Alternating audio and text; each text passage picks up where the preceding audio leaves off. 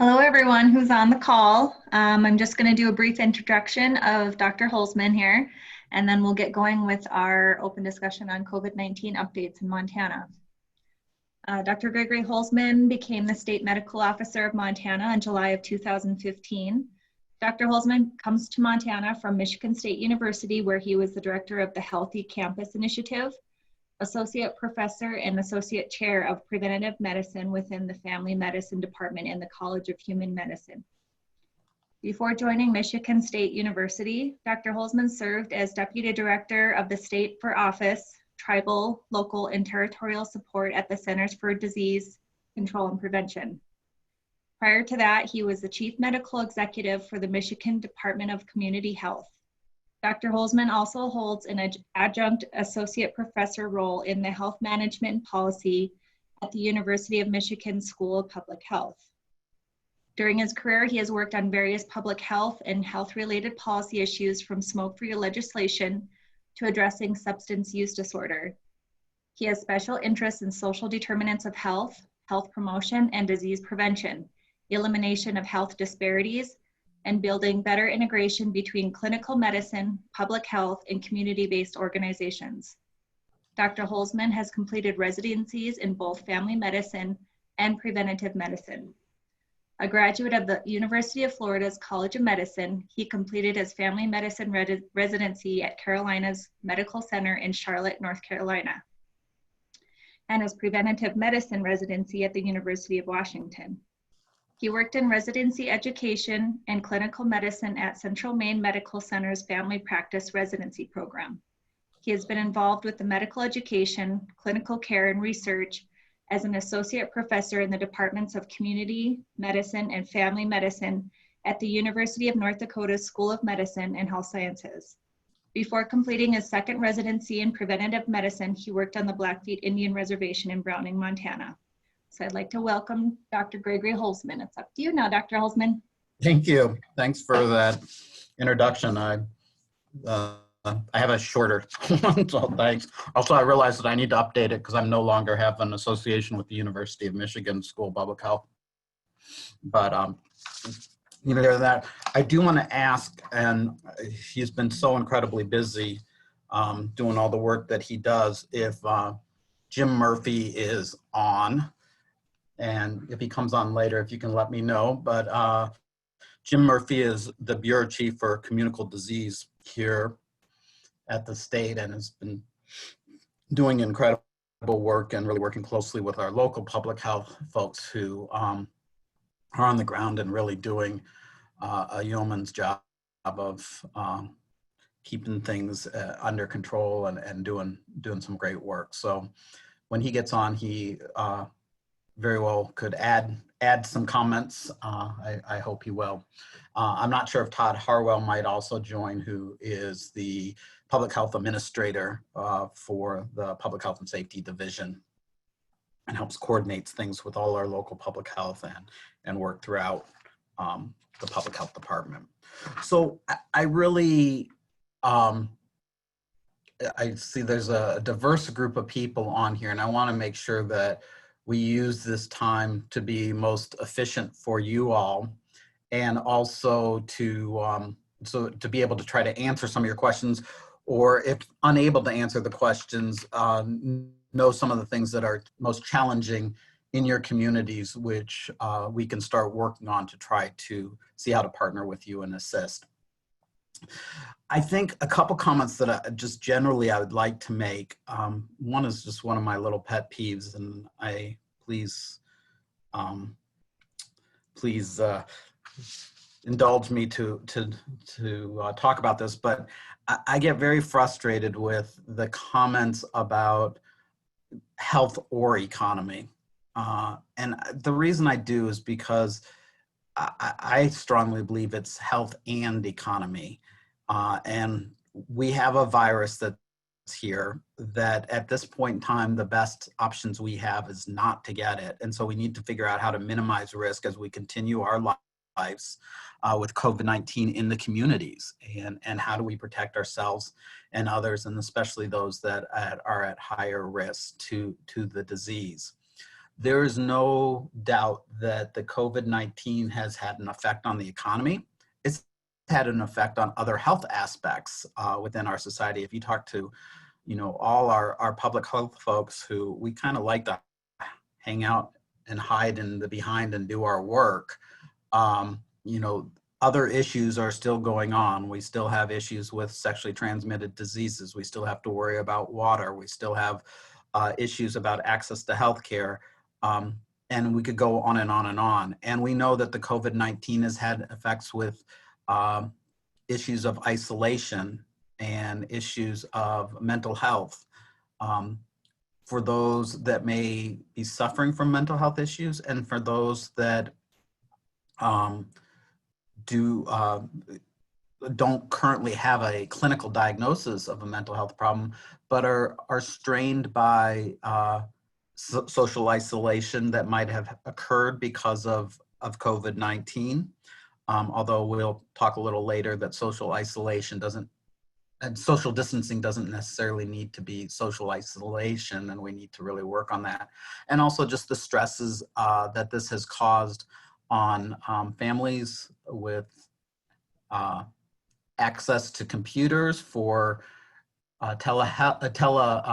work, along with your kids needing the computer for their teleschooling and everything else. And then the issues of finances, which has affected so many people through this process. So realize that all this is interrelated. And so I really like to talk highly about the focus on health and the economy and how it all interacts and how we can try to take the hand that we are definitely dealt with and try to minimize the problems that it causes.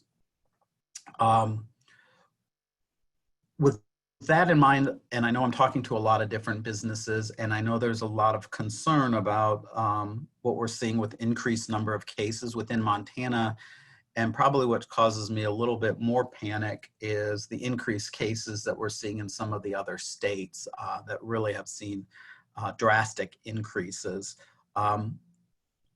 That can easily happen here. And so we need to be prepared, and we need to try to do the things to help minimize that to happen.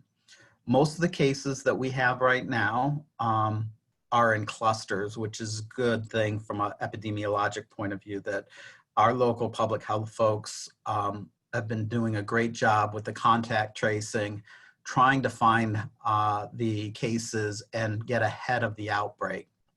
So we've done some changes in how we do outbreak investigations from how it was started at the very beginning of this outbreak. Part of that is because we have much better ability to do testing. But what we used to do is if somebody had a positive test for COVID-19 came in, we would find their close contacts, public health, and tell them that they need to be quarantined. And local public health, while doing that, would also possibly say, hey, we're going to call you each day and see how you're doing symptom-wise and stuff like that. We wouldn't necessarily test those individuals. If they started to show symptoms, we might test them. We also might, just because of less testing abilities and not wanting to bring them into the hospital or a place for testing, tell them to stay at home and isolate themselves and things they can do to protect themselves and their family, and then also give them, numbers and people to call if things start to get worse, that they do need to come into the hospital if it's a more severe issues with troubles breathing or other outcomes.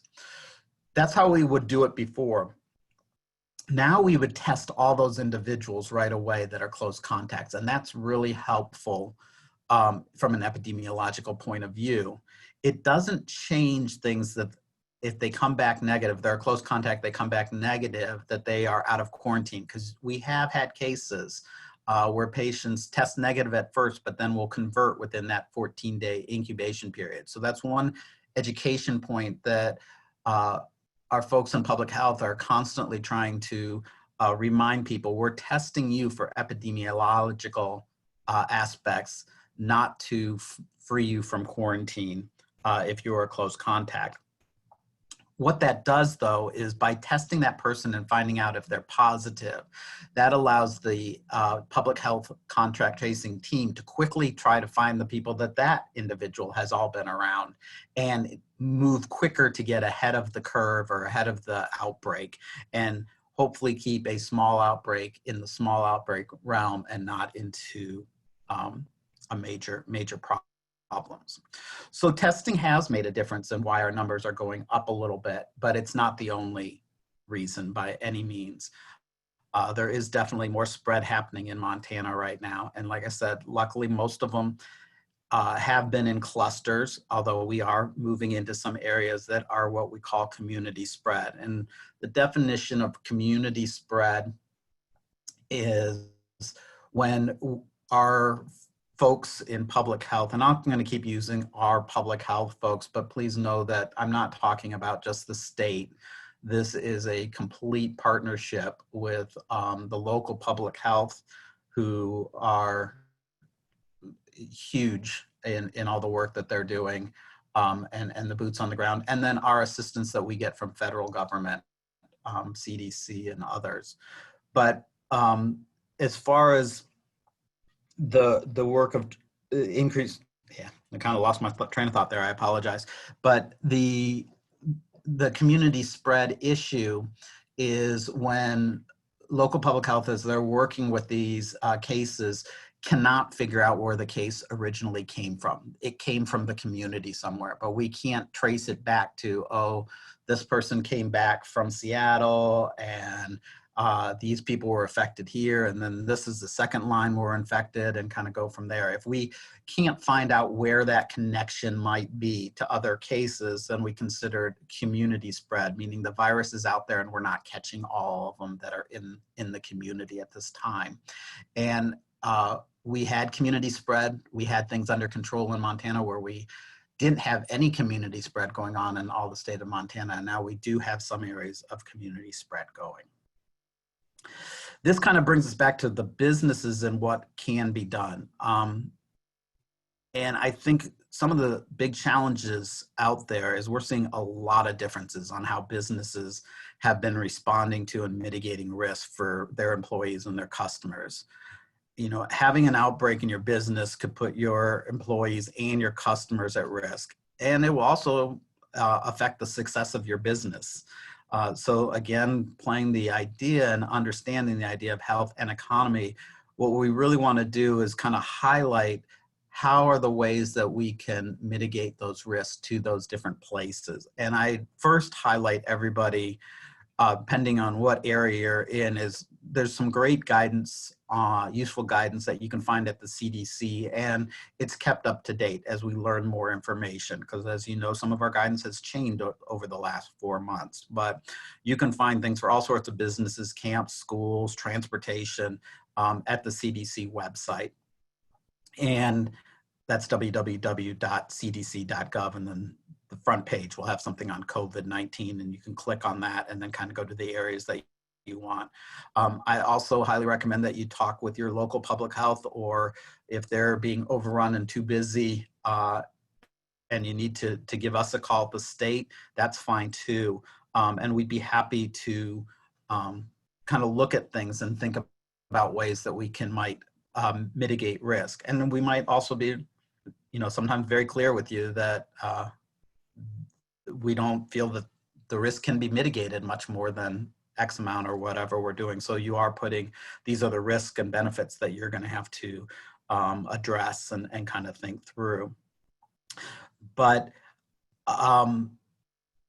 there's also things that are in those documents that are helpful beyond the aspect of many of the things that you've heard over and over again, as far as like washing your hands, wearing a mask when you're in close contact with somebody. I would recommend wearing a mask when you're not sure if you're going to be. If you're wearing a mask, that doesn't mean don't social distance. If you can still social distance, to clean high-touch surfaces often. All those common things that you've heard over and over again, but within individual businesses, they can talk about different things to do too. People will talk often about the idea of working in pods. Many times in many businesses, people take on many different roles. so that they can be in one area at one time and then quickly assist in another area, and things like that. And I understand that there's challenges as far as what the workforce and number of people you have available.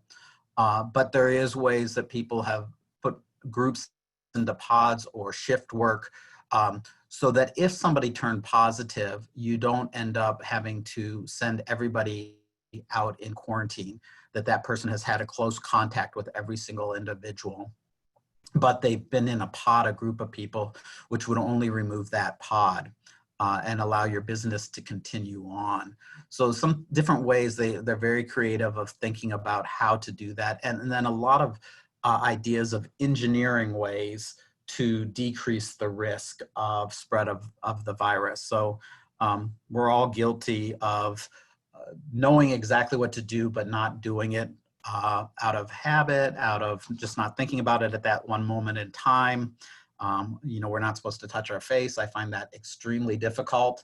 You know, these type of things. So to put in aspects that will do that within your business, you know, you've seen the plexiglass being put up in different areas to decrease risk. Restaurants have gotten rid of buffets for the risk of decreasing risk and stuff like that, thinking about how ways that you can manage that. So those are some really good areas that we can learn more about. And I give the CDC website, not only because I don't have time to go through all the different ones, and I know there's a vast difference of people with different businesses and different organizations that they're running. So it's hard to go through all that, but it's also because the information changes. And I think we learn more and more as we learn more about how this virus acts, and also what things we can do to minimize risk. So to get the latest information, that's a really helpful and a good place to go. I also would say there is, you know, the governor keeps using the term new normal, and I've heard that from a lot of different places across the country talking about new normal. And I think some of that is also trying to get the new normal to be the common thing. What I mean by that is, look at the idea of wearing masks.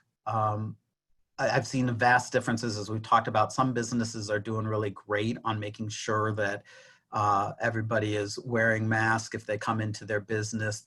They're trying to keep the social distancing the best they can. They're doing all the other aspects of guidance. And other places are probably not doing as well on that. And I feel this myself, I'm sure some people do. I'm pretty conscientious about wearing my mask, because I also could realize if I'm not wearing it and somebody sees me without wearing it, I'll probably hear about it. But, you know, I've walked into stores where I'm the only one wearing the mask, and even though I know the right things on what to do there, it feels awkward. And so it will be great when that does become the new norm, that people don't feel any different, that they feel comfortable putting on the mask and feel like they're part of the group. So there is some aspects of normalization that can help continue to get people to wear the mask and feel comfortable wearing the mask in different places. And as I said, for guys, you know, we used to say ties are the only thing that can show any kind of creativity. Now we have a mask. You can get I got my University of Montana mask and my MSU mask, because I didn't actually come from Montana, so I didn't want to show favorites to one side or the other. So those are kind of different things in that aspect. The other aspect from a business perspective or the community perspective is the idea of really letting people know to stay home if they feel sick. And that's a challenge in our society for a lot of different reasons. Sometimes if you're not working, you're not making money. Sometimes and we're real guilty about it in the medical profession, where I just have a little cold, I'll go in. I can't let other people down. But there is so many reasons why we really need to be cognizant of that. We need to be respectful of people that are staying home. for many positions where there is opportunities for them to continue to work, or even talking about different ways so that somebody that might be mildly sick could work from home, but they're just not infecting other folks. And we got to be very cognizant of that, because the COVID-19, as we're learning more and more, has various, the symptomology can be very different between different people. And we know that there are asymptomatic people out there. What percentage, I don't think we have a good idea, and how much they are contributing to the spread of the virus, I don't think we have a great idea. There's definitely pre-symptomatic individuals. And again, how much that they are spreading the virus before they have symptoms, there's more information that that's probably happening. I still feel that when you're sneezing or coughing, you know, you're much more likely to spread it, but those are other risk areas. And so it's important to kind of understand that and have people to stay home, even if they're having milder symptoms. And to use, if they have questions, you know, one thing that I think has been a benefit that has happened in some of this is telehealth has gotten much better and allowed much easier. So it's a good way to get in touch with your healthcare provider if you have questions and want to go over things, but don't necessarily need to go in to the clinic. So we have a question in the Q&A session portion of the function. We have Peter asked, do you feel that the spike in cases the last week, an example in Custer County, is a true second wave? Do you expect a further spike in cases? You know,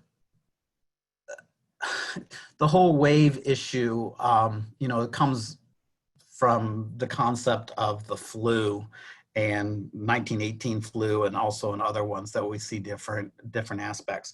I do expect that we'll probably see more cases, but I don't know if I would classify this as a second wave, or if we've even gotten through the first wave. There's a lot of mitigation things that we can do to limit the spread of this disease, and that's what we really need to do. I think where a lot of people get concerned about a big second wave concept is coming in the fall. A couple reasons for that. One is the coronavirus in general, and this is part of the, you know, in the coronavirus family, although this virus hasn't acted like all the other coronaviruses in all ways, but tends to decrease a little bit in the warmer, more humid months. But considering so many people are not immune and are susceptible to it, we are seeing it continue to spread at a fairly fast pace. For that reason, some people felt like we might see some decreasing coming during the summer months. And then I think the major reason is coming to the fall, where we might see increases of coronavirus, because the viruses way of going about the coronavirus, how it might change about, and that you're starting to get people in closer proximity together. That happens usually as it gets colder out and we spend more time inside and in groups of that way. And then the biggest reason is we also have the flu season starting. So you have that added aspect of it. And then for young kids, you also have RSV, respiratory syncytial virus, that can put a lot of strain onto the healthcare system and increase risk of problems. So I think a lot of people are worried about that in the fall and as we go into the winter months. So I think that's more of what we think about with a second wave aspect. So I know my colleague Jim Murphy has also jumped on. As I said, he's the bureau chief for the communicable disease section and has been coordinating the work with all our local health departments and with his epi team, and he might have some things that he wants to add in here. I'm just going to say one other thing and then hand it over to Jim, and that is as we talked about, remember, people may be spreading the virus before they even show symptoms. And we often don't know the underlying conditions of our friends, our colleagues, neighbors may be dealing with. So we need to live as if we have the virus. We need to live with the understanding that other people might have the virus. And if you have a chronic underlying condition, it's really important to make sure that that's in the best shape it can be, managed to the best way. So if you have diabetes, how well is your sugars being controlled? How well are you under good care? So those are other things to think about for your employees and for yourself. And with that, I'm going to hand it to Jim to see if he has anything to add, or also really want to open it up for questions. Yeah, thanks, Greg. I hope people can hear me all right. Yep, we can hear you. Okay. I guess just to add to one point on that last question, I agree with everything Greg said on that. I do think one important thing to note, though, is as we continue to count cases, sometimes the rules on how we count cases also change. So, for example, mid-May, CDC revised their recommendations about how we handle close contacts. So prior to mid-May, if we identified somebody as a close contact to a confirmed case of COVID, we put them in quarantine. We tested those that were symptomatic for the illness and just kind of watched the people that were asymptomatic. But after mid-May, CDC changed that recommendation, partly because we're recognizing that asymptomatic individuals may be contributing significantly to spread, and also because there's better availability of testing. The recommendation changed to say that now you test all close contacts. So changing the way we measure something has a big impact on these trends. For instance, a lot of the recent cases that we've identified and put on the map in the last few weeks were people that tested because they were close contacts.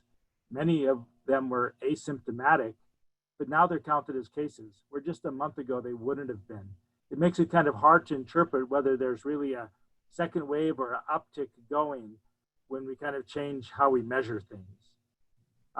With that, I guess, just kind of like Greg said, we're here to answer any questions that, we can.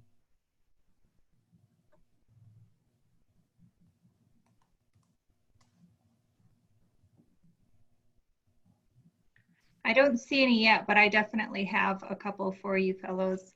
As Montana entered phase 2 on June 1st, and we're expected to be in this phase for, I think it was at 2 weeks, correct? Are there specific criteria that may prohibit Montana from moving into phase 3? So there's no time frame on how long we're staying in a phase. I think the point that was probably made is that we'd be looking very closely over a 2-week period of what's happening with the number of cases during that time frame, because that's the incubation period for this virus. My personal feeling is that I think we should, you kind of push that out a little bit further, because not everything will happen on the first day that things open up, and it might take a little bit longer for us to see things. So,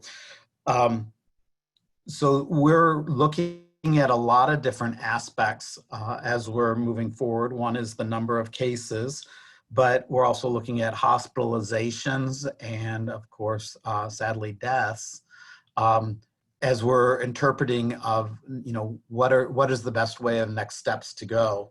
We're also really trying to get out the information in ways that we as a state can mitigate risk at the individual level. And when I say that, I'm not talking about the person individual, but maybe at the individual communities, individual businesses, individual places that we're moving along. And I think that's really important aspect to be thinking about.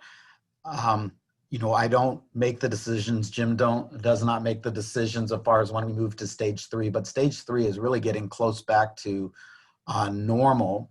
And I don't see anything that would put us towards normal for a while. We might continue to look at ways to be able to open up things with mitigating the risk to the best of ability.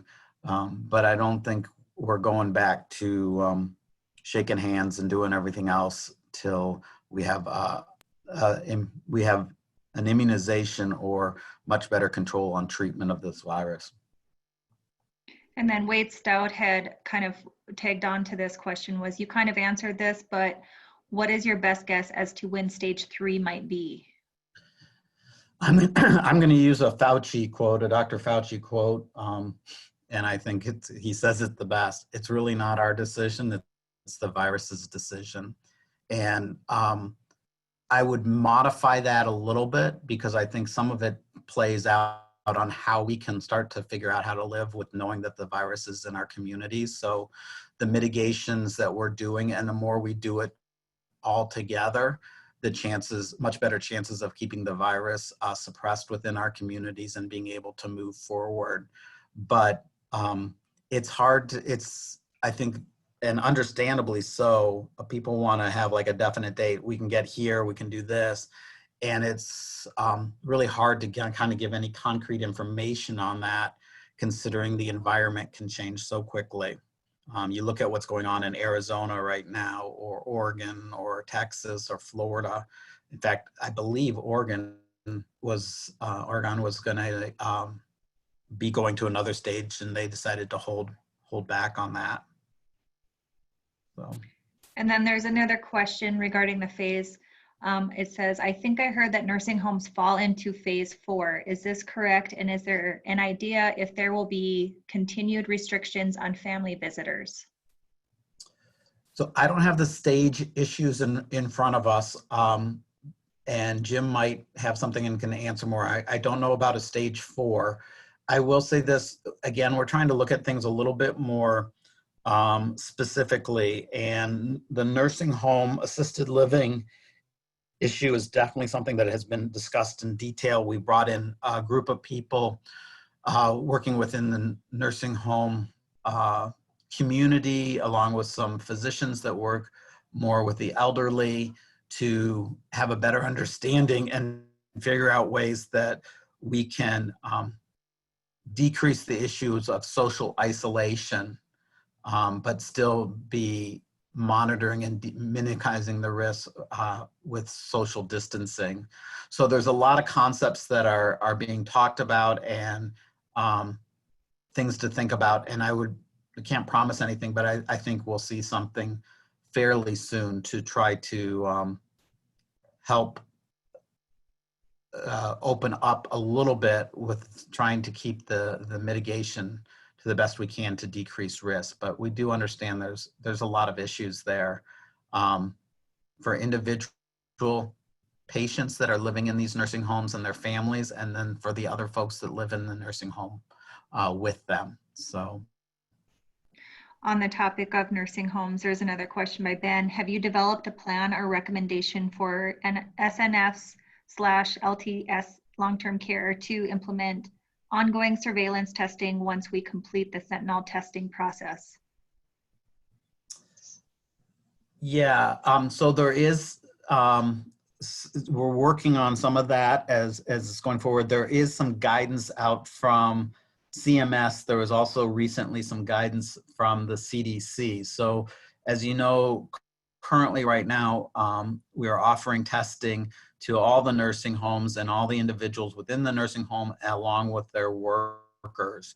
There's a guidance out from CMS about doing workers once a week. There's been some further discussion about that, but we will definitely be around to assist as far as getting them the testing equipment and aspects like that. Jim might want to add on a little bit more. He's been working very closely with this.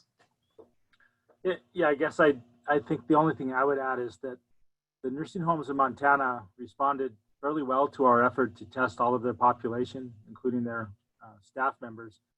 I think our final count was about 65 of the 71 licensed nursing homes have participated, and to date about 50 of them have completed testing.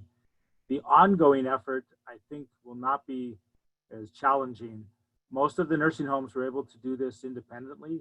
They had the staff and the resources to be able to swab their own residents and swab their own staff members.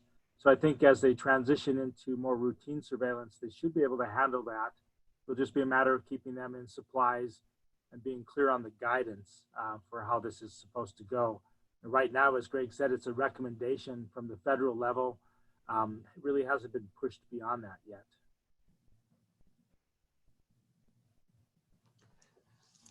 Great. And then Okay. Yolanda asked, there is much discussion about testing not being as accurate as it should be. I hear much discussion about false positives or false negatives. Can you better address the accuracy of the current testing? Yes, sure. So first thing I think is a couple different points to make out. There's different types of testing, and I'll go through that real briefly. So there's different accuracies on those testings.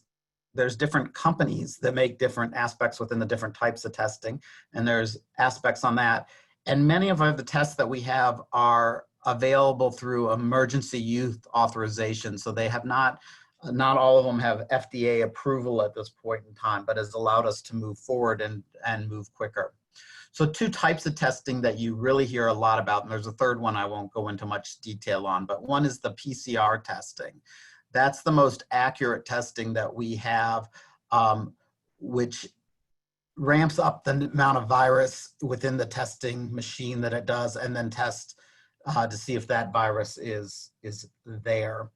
And that kind of testing helps us tell if the person has the disease at that time. They're shedding the virus at that time, if that was to come back positive.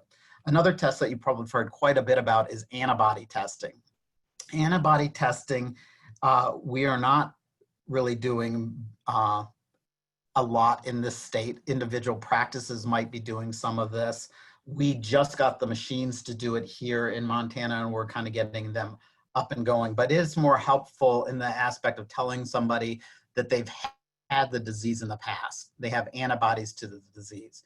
Now, what having antibodies to the disease exactly means, we're not 100% sure yet. You know, usually that means that you have some sort of immunity, and how long you would have that immunity for, you know, those are all sorts of questions that we would have to ask. The antibody testing is not going to be used to detect if somebody currently has the disease. It might be more used, and I could see something happening possibly in the fall more with maybe healthcare workers to see who might have been exposed and have antibodies to this virus versus those that don't. And the concept being thinking that they might have some immunity, that we could put them in places where they're dealing more with the COVID-19 patients. You could also use that to understand how much this virus has gone through a community. You know, a lot of times you hear about the issue of herd immunity. We're far, far off from anything like that here in Montana. You might see certain populations that will start to use the antibody testing to get some understanding, maybe a specific workplace, as we talked about healthcare workers, possibly a school, as they start to look at some of these aspects. But that's more of what the antibody testing is used for. And lastly, there's some antigen tests that are out there also. So regarding false negatives and false positives, probably, well, the best test is the PCR testing. And for the most part, when you get a positive, we're pretty confident that they're real positives. There are ways to get false positives. First of all, when you have a very low prevalence of a disease, the amount of disease actually in the community, when you get a positive and it doesn't make sense, there's a decent chance that it's a false positive. So we've put in some ways to double check any of those cases to decrease the risk of seeing a false positive and causing us kind of running in the wrong direction on that. But for the most part, it's a good test. Most of the times when false positives come about, it's because of how the test was ascertained. There is crossover where you get somebody who is positive getting mixed up with a tube that isn't, or some challenges at the laboratory where there is error that happens there. The issue that we've heard a lot about with the false concerns is the false negatives with a specific test that was kind of touted very early on when it first came out was this rapid testing. And that's one thing I think everybody's struggling with, is they would love to have the answers of, is this yes or no, as quickly as possible. It does make a difference for those working in a nursing home or an outbreak investigation, because we want to get the people that are positive out and isolated as soon as possible. It makes a difference of knowing what personal protective equipment to use and aspects like that. And the Abbott machines, when they first came out, that was kind of the goal, that they could test within 15 minutes and you'd get an answer, and this would be very helpful. The challenge with that test so far is there's been high concerns of false negatives. So the false, if you get a positive test on that, it tells us a lot and people can move quicker. But if you get a negative test, especially with somebody that might be symptomatic and you're concerned that they may have COVID-19, I think most providers don't feel comfortable on that negative test because of the high rate of false negatives. So there is some issues in that aspect. With the antibody testing, I haven't seen the sensitivity and specificity of that yet, kind of giving us an idea of false positives and false negatives. It's usually different by different companies and different ones that they put out.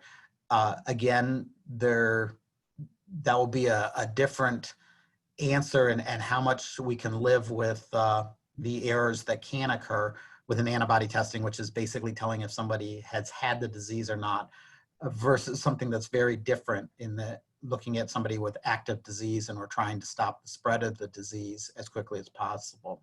So it's the other challenge that is happening is there's a lot of different machinery to do the testing. Luckily, we have very good ability at the state lab. We are contracting with some high throughput labs out of state, which can help us get information. There are many hospitals that have some of that equipment available, and some of them are doing that testing.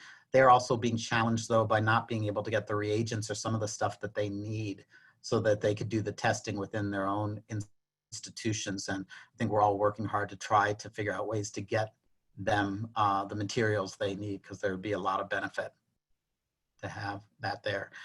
And I like to ramble, so I'm going to hand it off to Jim and see if I missed anything. I don't think you missed anything there. I think we're being very cautious with testing as we roll forward. When we have people that test positive that we have a little bit of a doubt about, for instance, they're not linked with any known case, or they're not returning from an area that we know have activity, we are asking for confirmatory testing. That helps rule out some of the concerns about at least false positives. False negatives, I know, have been a concern with some of the providers out there, thinking that somebody must have COVID and they've tested people repeatedly.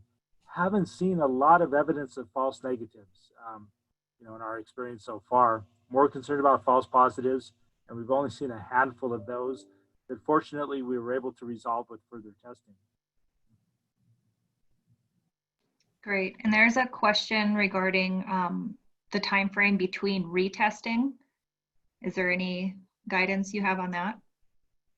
So I think the issue is what are we retesting for? So if we're doing the surveillance retesting, or are they talking about somebody who has tested positive and now we're trying to see if they have cleared the virus? It said the test return time frame seems to be 4 to 5 days for results. In our healthcare facility, sentinel surveillance testing has been approved. How do we approach staff and explain the benefit given the test result time frame? The concern is that a person could be tested and be found negative in 5 days. The day after a test, they could become exposed. There is a long time frame between retesting. Is this effective at this point? So I think the concept that I would really try to bring up to the individual people that are getting tested is they are completely right. They're negative that day and they could be positive the next day. So it's important for them to be thinking about everything that they're doing and what kind of risk they're putting themselves and others at by things that they might be doing within the hospital, or probably even more importantly, what they're doing outside of the hospital to decrease the risk of picking up the virus. So it is a point in time. It is helpful in the sense from an epidemiological point of view. What we're trying to do by doing these type of testing is try to find cases early. And if we know that there's a case that happens to be in a nursing home before the person shows symptoms, we can get to them as quickly as possible and try to prevent a major outbreak from happening. And Jim talked about at the beginning, that we've had asymptomatic positive tests that have happened from some of the screening that has been done. I would just add that some of those have also been pre-symptomatic. So these were individuals that maybe they would have come forward later on. They definitely had symptoms, but not everybody has symptoms, actually goes to a provider to get seen. So we don't know if we would have seen them or not, if they would have had milder symptoms. But by doing that testing and getting that answer early, we prevent all the other people that person might touch in the meantime. So I don't disagree. I wish we had immediate results. It would be a lot more helpful. It's just not available. And so we're kind of dealing with the tools we have. And I do think it does give us some insight by doing some surveillance and having some understanding of what's going on out there. Jim? Yeah, I guess the only thing I would add that, we understand that there's a delay, but there's a delay with a lot of tests that are out there. I think as long as everybody recognizes that test is valid pretty much the day it was taken, there's always the chance that between the time it was taken and when the result comes back, somebody could have been exposed. I don't think that that's a super high chance in most settings. I think the other thing that we have to acknowledge is that there are people that we test at the beginning of an investigation that, if they were exposed, might test positive later during the incubation period. We've had several people that tested initially negative and then 3 or 4 days later would develop a symptom of concern and then test positive. So that negative test result is of some comfort, but it's no guarantee. And I think as long as people understand the limitations of it, I think it's fine to do. It provides a nice snapshot in some of the communities where we're testing to figure out if we're missing anything, especially asymptomatic individuals. And most of the settings that we've talked to would rather know than not know.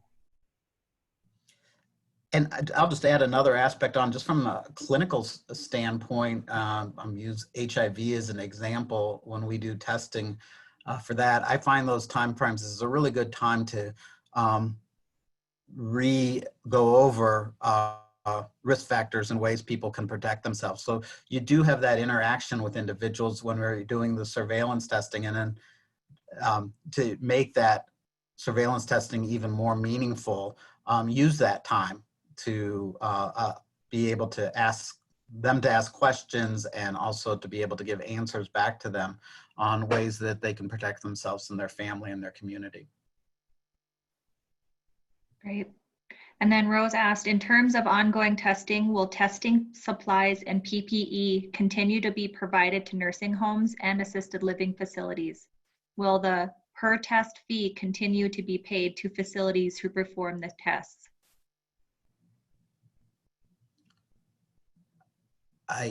For me, it's really hard to give a definitive answer on something that I don't have control over that could change. I haven't heard any reason for it to be changing, that we would continue to assist with getting the testing materials and aspects on that. But I can't make 100% commitment to something I don't have control over. I don't know if, Jim, you wanted to add anything to that?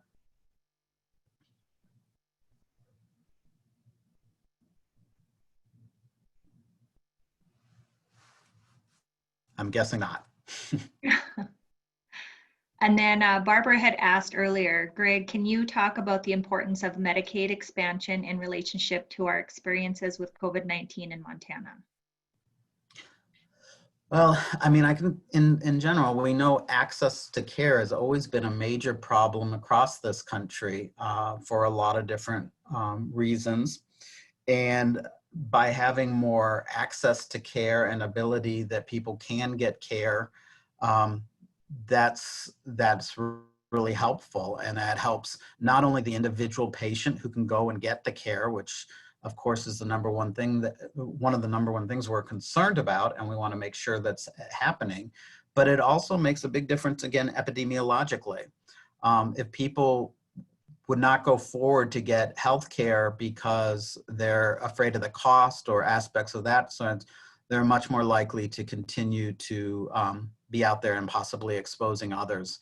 And this is an issue with infectious diseases like this and being able to get into healthcare. It's also an issue, as we know, on ability for people to, with their work. If they're not working and they don't have any sick leave or anything like that, and they're kind of put in a bind, and they need to feed their families and other aspects. We know people continue to go to work, and that's not really good for the community, let alone for that individual patient. So these are some strong issues that we as a society continue to grapple with. Okay. And then there is a question, quite a few questions regarding testing. What is the recommended time frame between surveillance tests? Is there a standard out there facilities are following? And then if there's a set time for weekly testing to begin? Yeah. So we're really in an area where the evidence of what's out there is not met up to what we're all trying to do. And so there is a lot of work that we're going out and increasing testing with the concept of finding disease earlier, making a difference. We will be evaluating that information here at the state and also across the country. And hopefully as we move forward, better guidance will come along about what is the proper time frame. There's already arguments back and forth that I've seen about the recommendations that first came out from CMS on nursing homes. Does once a week with residents there, with employees there, is that the right time frame? Should we do it differently? Should you do a certain percentage each amount of time? I don't think we have really good answers to that. And at this point in time, we're just going to have to continue to take in the data, learn from it, and adapt as we go along. We've been doing that from the beginning, and you've seen changes, seen the issues of mask wearing is a good example. And I assume we'll see some more of that as we go forward. Just one quick thing to add, if I can, on that. So I think one thing that people don't take into account enough on this is context. If there's active transmission going on in the community, especially community transmission, where we have cases that we can't readily associate with other known cases, it might be more prudent to have an accelerated schedule where you might test medical staff more often, for instance, than in some jurisdiction that hasn't reported a case in 5 or 6 weeks, which is quite common in Montana. So the schedule might not be a one-size-fits-all schedule. There's different professions that are much more concerned than others because of the nature of their work. For instance, a dental office is going to be more concerned than a chiropractor's office. So their frequency may be, more often as well for their staff to kind of monitor what's going on. And then if they have cases in their area on top of that, they might go into a more active mode. Haven't seen a lot of federal guidance on this or a lot of guidance from associations, but I think that there's a lot of factors that people have to take into consideration to balance this. Yeah, those are really good points, Jim. Thanks for bringing that up, because it does make a huge difference of the prevalence in the community, along with other aspects, as Jim talked about. Great. And there is common question, community has asked, if you already gotten the virus, can you get it again? Which also similar to a question Yolanda asked about herd immunity towards COVID. Yeah, well, that's the $1 million question, I think, that's out there, and I don't think we have a clear answer on that. I need more time in the days to keep up with all the different readings, so I might be behind on something, but there has been reports of cases in other countries that I've seen. There's probably some in this country too, where people have had the disease and then had the disease again, or at least shedded the virus again. There's so many questions on that. Did the person ever clear the virus? Is it the same one? and it just returned back. Is it that they're shedding a virus, but the virus is dead? It's not going to cause any other problems, that we just continue to shed the virus. You're not infectious after that and shown for a longer period of time. There has been some case reports that I've seen, again, haven't kept up with everything or gotten to read every different article, where there has been some cases where patients have had the disease and then had symptoms again, much milder the second time. Still don't know if they never finished clearing the virus or not. But those are questions that we're really trying to learn and go from. There is some general assumptions that people are making, even though we don't have all the data in. But usually, if you're infected with and build a little bit of immunity, you do have some protection for a little bit of time. And with other coronaviruses, that's the case, where you might have protection for a little bit. But how long does that protection last? That's another question that we have to ask. As you all know, we get a flu shot every year because of the flu changes. So there's aspects in that too. Great. And then there was a question regarding tribal reservations where quarantine is extremely difficult to intergenerational housing. Some households have 3 to 4 generations, ages ranging from newborn to older than 65 years old, living together. One solution proposed on the Crow Reservation was to quarantine housing projects to be set up to isolate cases until individuals have recovered. What is the feasibility on this solution? There's been a lot of discussion, and things are actually happening in some of the areas where it's been done more on an individual basis.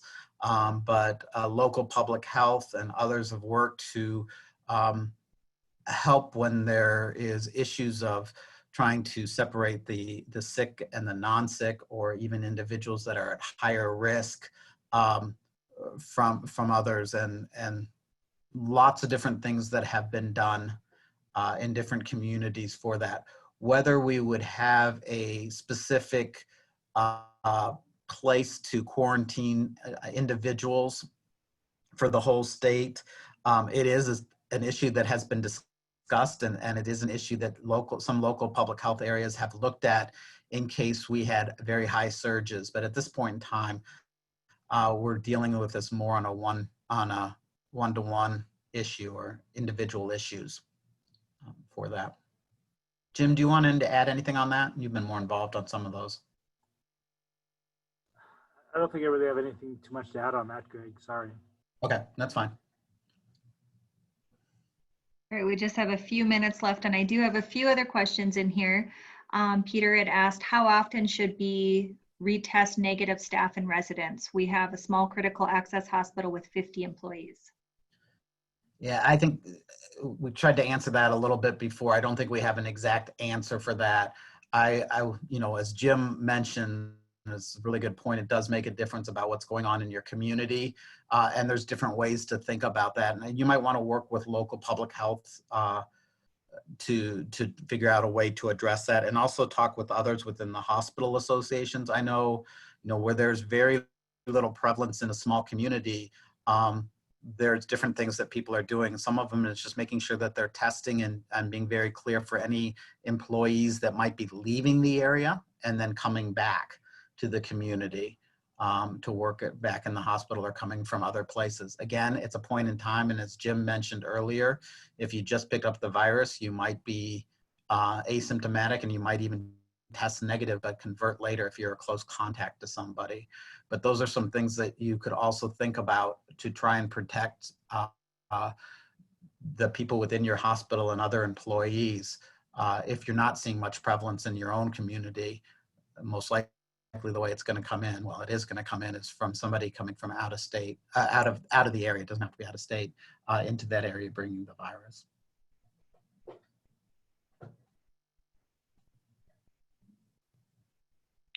Great.